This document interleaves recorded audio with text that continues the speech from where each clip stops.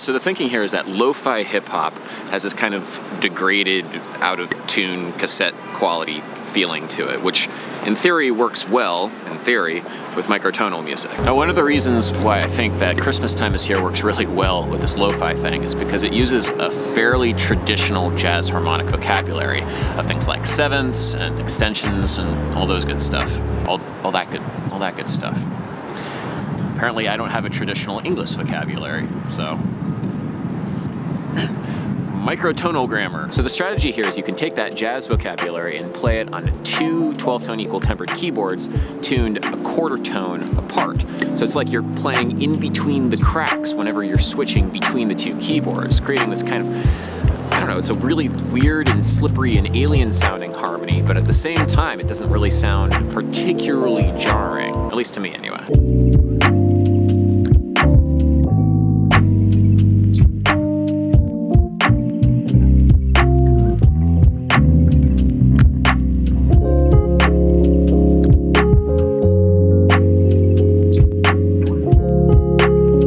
Back and forth between the two keyboards this way gives us 24 tones of equal temperament, which means we've divided the octave into 24 evenly spaced notes. I know, oh my goodness, it's crazy.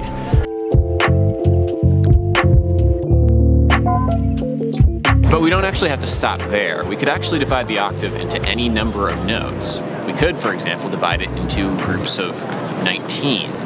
Check it out.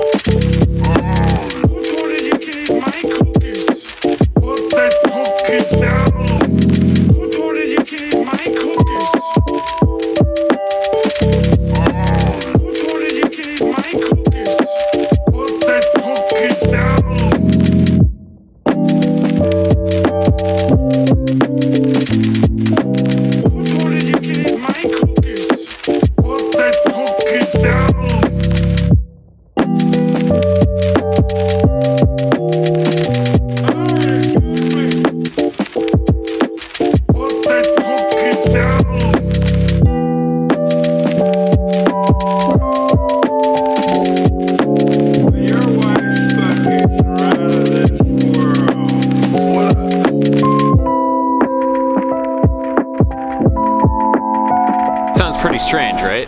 Well, what's kind of cool about 19-tone equal temperament is that you can actually build a major scale using 19 notes. It's just the major scale looks a little bit different than the normal 12-tone equal tempered scale. So if you're going to build a normal major scale in 12-tone, it would be whole step, half step, whole step, half step, or 2-2-1, 2-2-2-1. It's a little bit different in 19-tone. In 19-tone, it's 3-3-2, 3-3-3-2. So the larger intervals are still large and the smaller intervals are still small, it's just by slightly different amounts, which means the major scale still sounds kind of the same, but also different. Let's actually compare the difference between 12-tone and 19-tone back to back.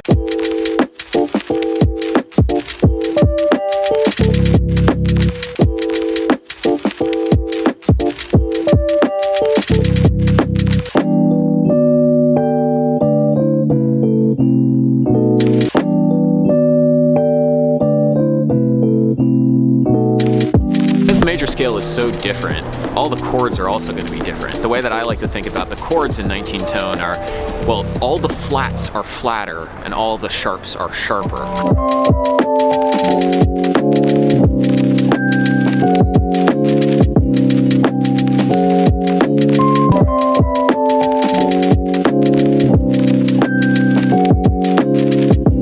Now, if you want to be a nerd about this, 19-tone equal temperament has better tuned thirds than 12-tone equal temperament, which means that the thirds better approximate the pure mathematical just intonation ratios of 5:4 and 6:5. The problem is that 19-tone equal temperament has worse tuned fifths than our normal 12-tone system, so it gives that kind of like out of tune vibe, which incidentally is actually just what we want for this lo-fi thing, so maybe that's a good thing. Now, there are systems of microtuning that use fairly in tune fifths, but relatively out of tune thirds. And generally we don't use these systems because our harmony is tertian, which means we build the harmony by stacking thirds.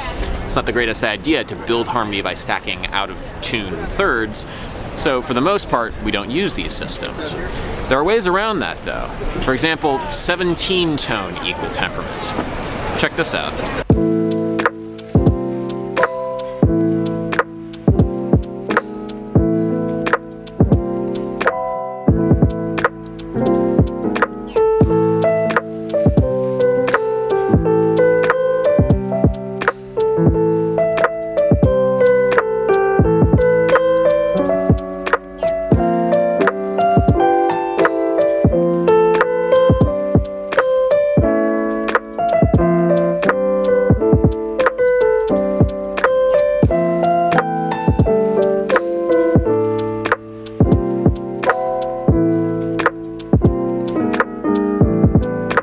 So this harmony was fairly quartal or quintal. Quintal? How do you pronounce that word? Quintal. Anyway, it's harmony that doesn't have that many thirds. They're treated kind of as a dissonance, which is similar to how thirds were treated in medieval music. In medieval music, you had a lot of harmonizations in fourths and fifths, but thirds were kind of explicitly avoided. So you can also have major scales in 17-tone equal temperament. The ratios in this case, instead of 2-2-1, 2-2-2-1, are going to be 3-3-1, 3-3-3-1. So the wide intervals are even wider, and the smaller intervals are even smaller. I really enjoy the sound of 17-tone equal temperament. I feel like McCoy Tyner's quartal approach to jazz comping in modal jazz like the 1960s would have sounded really great in it. Just check out how God Rest Ye Merry Gentlemen sounds in 12-tone equal temperament, and then compare it to the arrangement in 17-tone.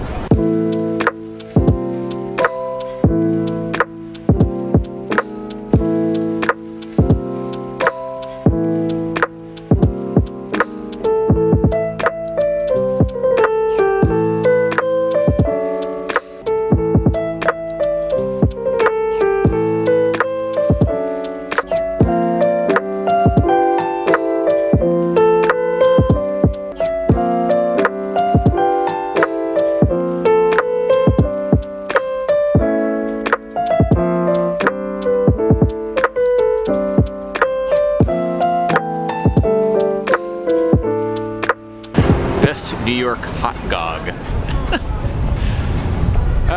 So anyway, I think there's this trend towards wonkiness in our music. You got the wonky drum beats that are not quantized to the 16th or 8th note grid. And so this microtonal music, you can kind of think of it as pitches which are not quantized to the 12-tone equal tempered grid. Now in both circumstances, you kind of have to have a certain logic.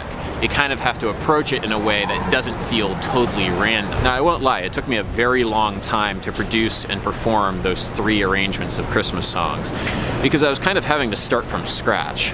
I was kind of having to invent my own ways of performing microtonal music, and let me tell you, it's not easy. It's not intuitive at all. You know, music making really is influenced by technology, especially if you're coming to music making without any kind of formal training.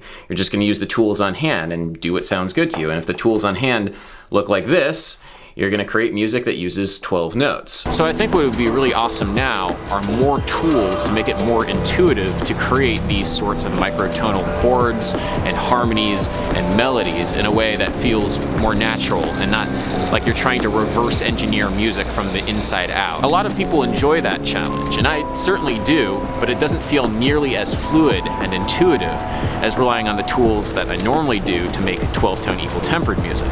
Part of that, I think, is my training. I am trained in 12-tone music, but I also think that the entire system is really geared towards that. I think it would be really cool, for example, if piano rolls in digital audio workstations could be adapted to different kinds of temperament. Right now, you just have 12 notes, but imagine if you could alter that to, say, 17 or 19 or whatever. Anyway, these Christmas songs are now up on an EP on my Bandcamp that you can go check out if you'd like. There's both the 12-tone versions as well as the extended microtonal tempered versions for you to check out. If you enjoy content like this, consider donating to my Patreon, because it's the patrons over at Patreon that make this content possible. I've included a bonus video talking about some more theory involved and how I actually played and performed these examples in this video. So go check that out on Patreon right now, and yeah, thanks so much for watching, guys.